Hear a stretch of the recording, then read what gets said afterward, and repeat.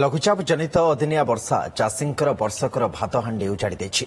Bhadrak जिलार Dhamnagar blocker विभिन्न अंचल में लगाण वर्षा जोगु अमल धान एवं नष्ट जहाकु नै चिंतार रहिछन्ति चाषी। सरकारी सहायता जोगाई देबा पई सरकार को निवेदन करिछन्ति।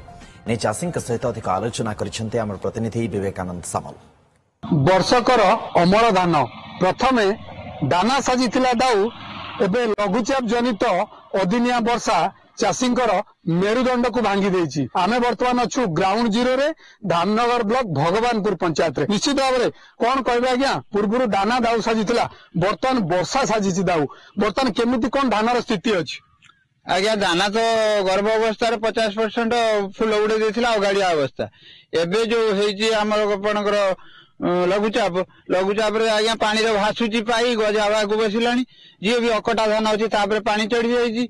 आमे तो ऋणग्रस्त चाषी ऋण करी सब करथिलु समवाय केमिति कोन सुजिबु मुंडरा हाथ दे बसचु कियार सब गजा हो गेलानी पानी आमे भी हानिबार व्यस्त रहिछु। धानर खेर के सब तो लघुचाप कि धान गुडा सब नष्ट हो गेलानी गजा हो गेलानी आमे केमिति कोन अमल करिमु लोन करी तो आमे सब खेत लगेथिलु से वर्तमान इसमिका सब नष्ट हो गलानी आमे कौन करिमु से चिंता हेलानी हमर जो क्षय क्षति होची दानार प्रभाव रे मनुष्य जहा किछि अनुभव करूथला जहा किछि ना किछि धान बंचिबो तापरे ए जो लघुचाप जनित वर्षा पाई को सब पानी रे बुडे देछि धान पानी रे लागला परे गजा सृष्टि करिछि।